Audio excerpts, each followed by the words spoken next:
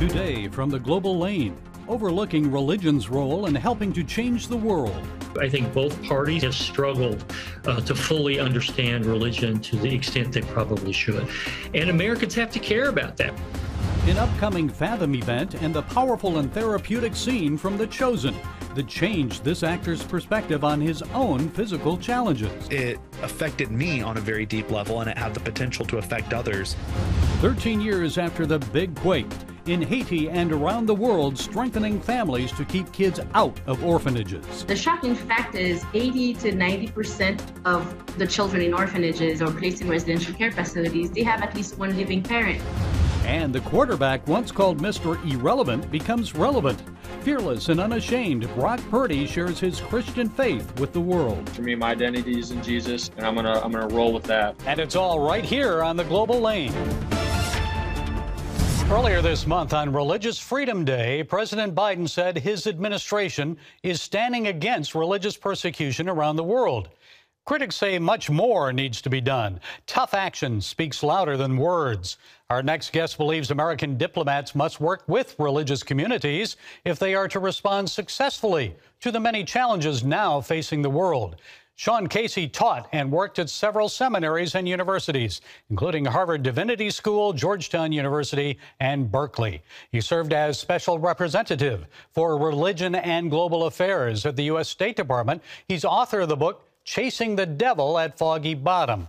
Sean, it's a pleasure to have you with us. So in your book, you write, quote, the ability to understand the complex dynamics of religion now is virtually non-existent in the current administration, and that is a troubling prospect against the background of our increasingly unruly world. So explain more. To what extent do you see this administration making religious rights or not making it a priority of U.S. policy and diplomacy? Well, Gary, first of all, thanks for having me on here. It's an honor, and thank you for this time to talk about my book.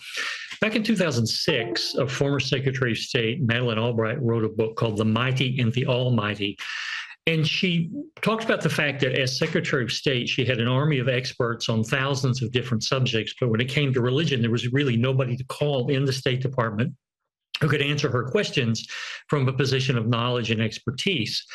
Fast forward to 2013, and Secretary of State John Kerry shared Madeleine Albright's view that the State Department had missed opportunities diplomatically in the past because they didn't have a capacity to interpret religion. And so he hired me away from the Wesley Theological Seminary here in Washington, D.C., to set up the Office of Religion and Global Affairs. And he told us, I want you to scour the world and find opportunities for us to have a deeper understanding of the religious dynamics of these various countries, and then train our diplomats on how we can be more sophisticated in engaging those groups.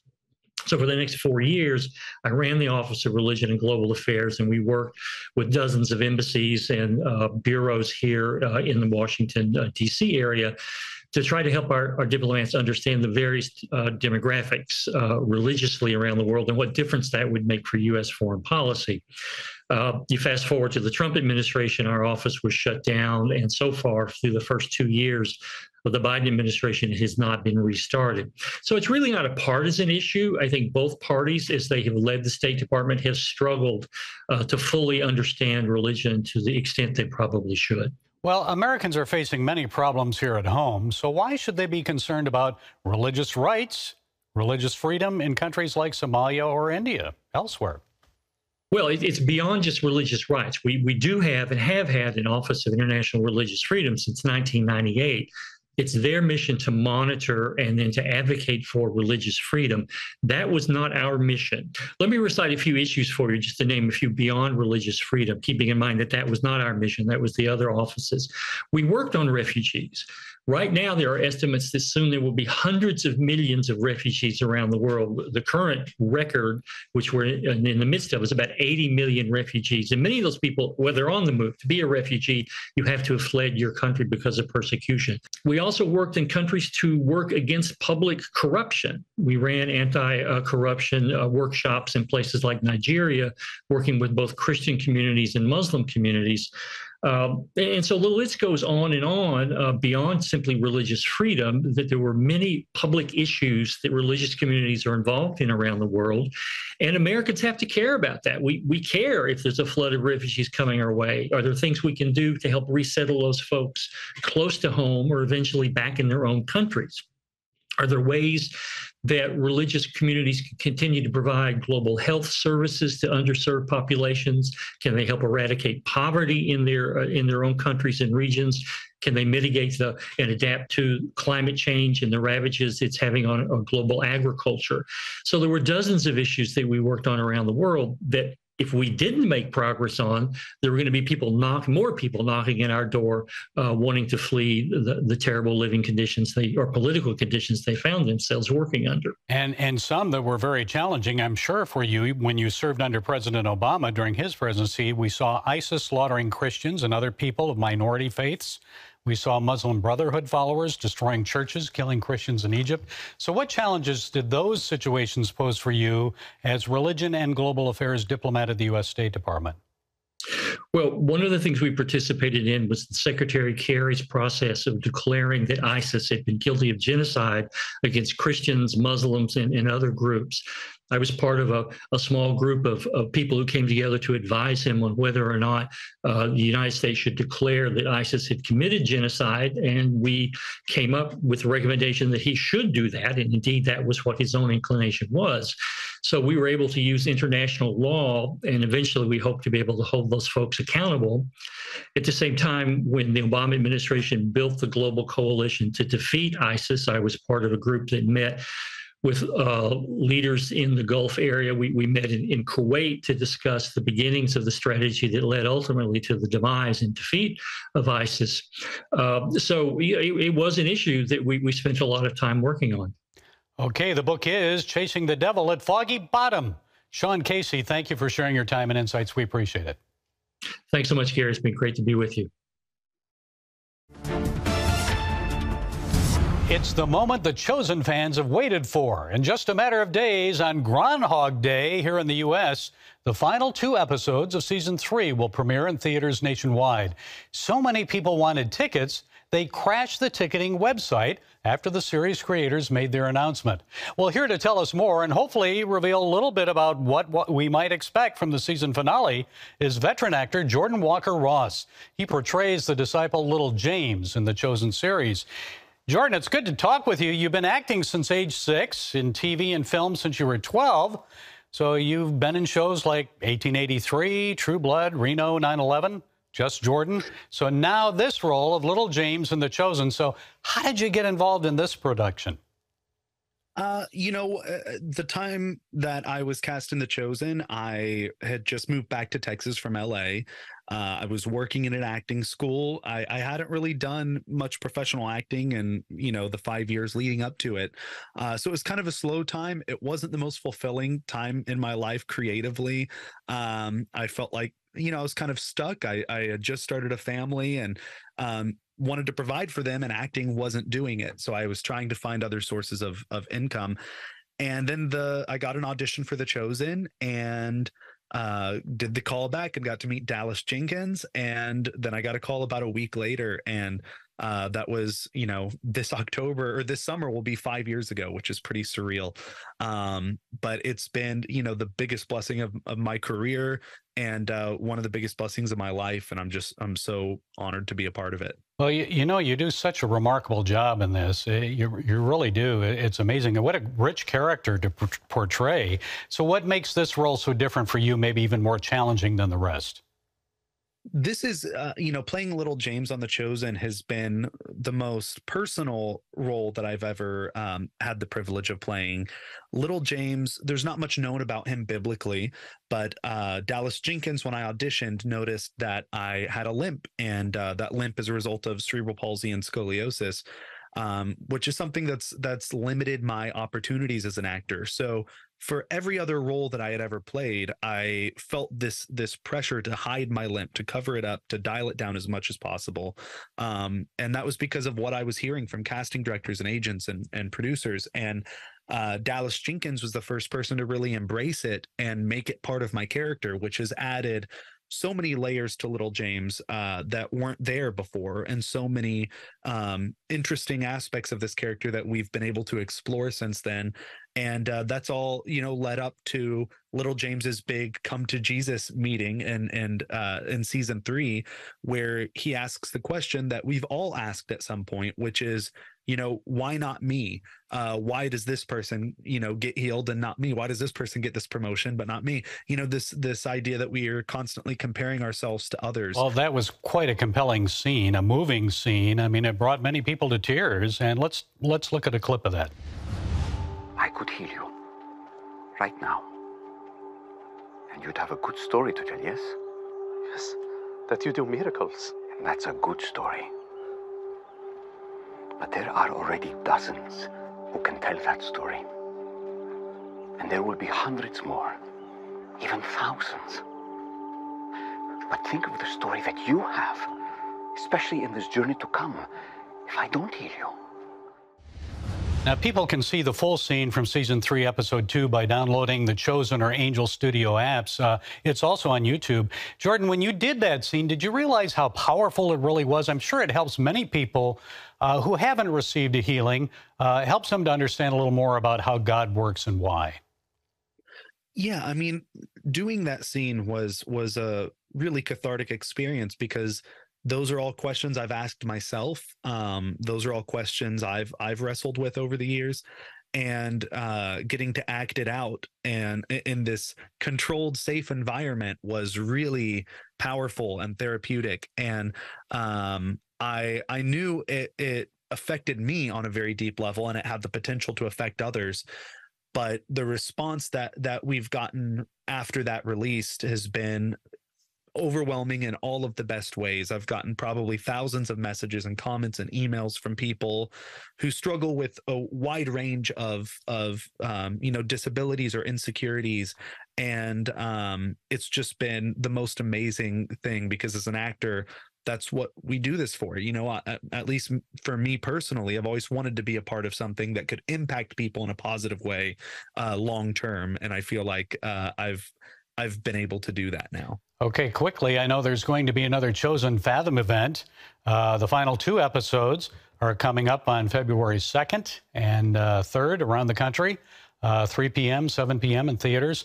The series creator, Dallas Jenkins, promised these episodes will be huge. So, all right, what can you tell us about the end of Season 3? I know you don't want to spoil it for us, but can you give us a little tease? Just a little bit? Of course. So like you said, they're coming out February 2nd and 3rd. Go to fathomevents.com to get tickets. But yeah, these are easily our most cinematic, epic episodes that we've ever done. Not just in terms of the scale of these scenes. We shot the feeding of the 5,000 and had over 12,000 extras on set over the course of 3 days. So that alone is a pretty unheard of feat for any project. But in addition to that, there is so much more that happens in these last 2 episodes. There are all sorts of twists and surprises and exciting character developments. And if there were ever 2 episodes of The Chosen that demanded to be seen on the big screen, it's these 2. And I'm just so excited for people to experience them with an audience, because that's how they deserve to be experienced. Okay, we're looking forward to it. And for another season, Season 4, Jordan Walker-Ross, Little James from The Chosen. Keep up the good work. You're doing great. Thanks for being with us. God bless you. Thank you so much. Appreciate you. Orphans helped or harmed. 13 years have now passed since a devastating earthquake struck Haiti. Although their parents or other family members survived, thousands of Haitian children were placed in orphanages. Our next guest says that harmed the children and their families. Frederica JeanBaptiste is a child protection manager in Haiti with Changing the Way We Care. Frederica, thanks for being with us. Now, many Christian groups, other NGOs, were well-intentioned, but you say we need to realize that orphanages aren't the best response to natural disasters, other crises around the world. Why not?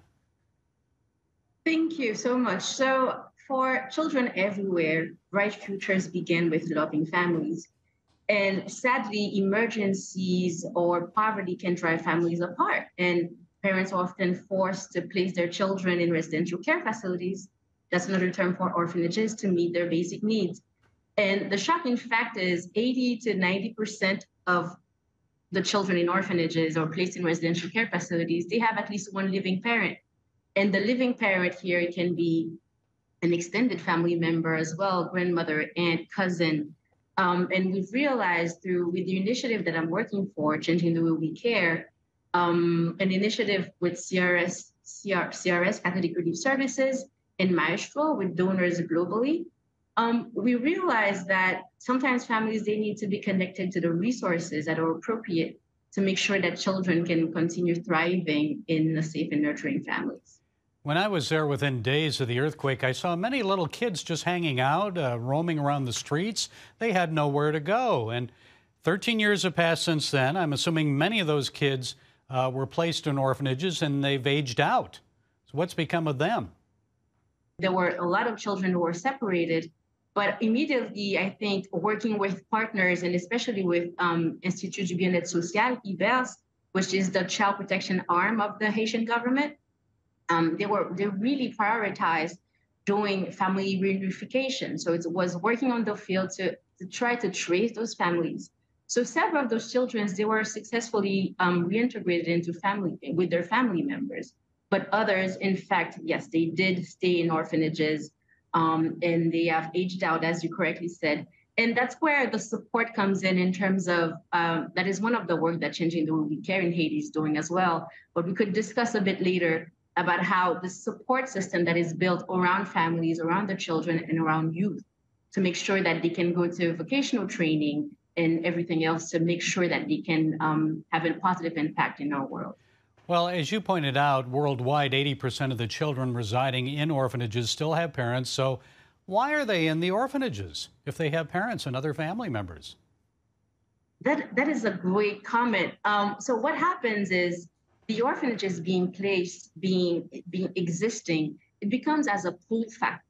And sometimes, so while residential care facilities and generous donors who support them care deeply about children, these facilities oftentimes cannot provide the attention and stimulation that have been proven critical to a child's development. However, orphanages remain as a pull factor.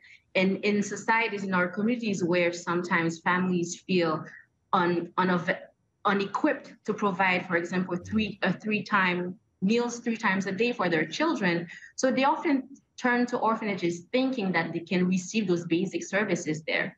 And oftentimes it's not the case. And that is where our work comes in working with those orphanages to change the way they provide the care.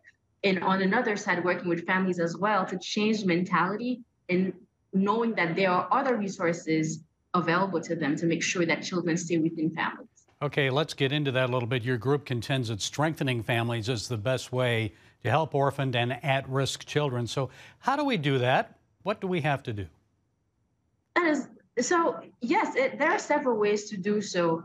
And for example, I will start with Changing the Way We Care, particularly in how the work that we do, it's really, so the program itself, it involves family tracing, tuition support, micro savings group for families, vocational training when needed, health, education, and other.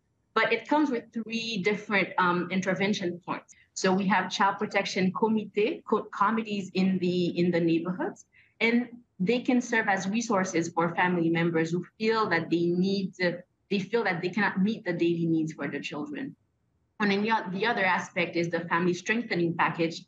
It really promotes family-based care. So it is through supporting families with positive parenting curriculum, making sure that they receive training in financial literacy, supporting them with tuition for school reintegration. The third point is the transitioning of the orphanages, transform how they're serving the families, making sure that the children can remain in families while still providing services.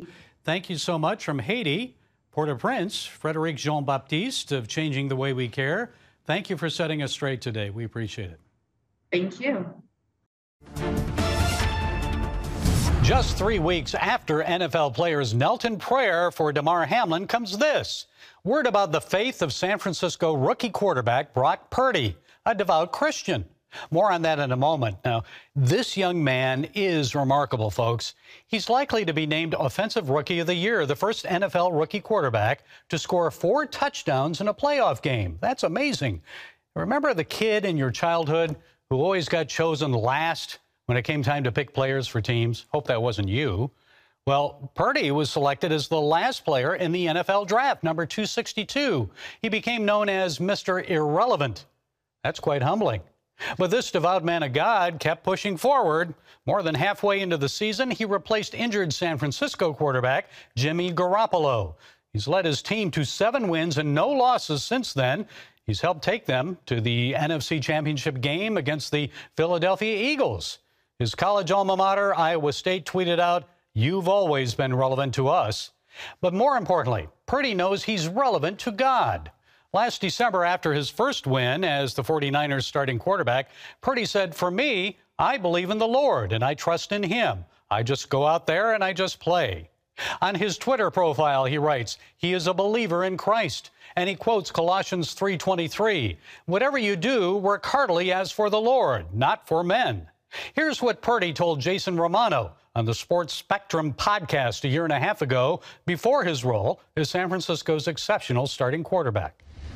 Living to, be set apart, it's easy to, yes, repent of your sins and be about Jesus, but, to know, hey, I can't keep doing this sin. I've acknowledged it. I got to move on, but to be on fire for the Lord and to walk with him, I think right now, man, I'm all about, hey, I'm living set apart from the world. People can think this about me or whatever. That's fine. The bottom line is for me, my identity is in Jesus. Purdy went on to say he has a knowledge of the Spirit. He wants to give it to as many people as he can. He said it's not that he's better than anyone else. He's just called to witness and share God's word. Right now, I think God's called Purdy as a witness for Christ on the football field. He's a true winner, not only for his talents on display before millions of NFL television viewers, but he's fearless in sharing his faith with the world. He's unashamed to tell all who will listen that his passion may be football, but his winning attitude comes from the confidence of knowing that he lives now and forever for Jesus Christ.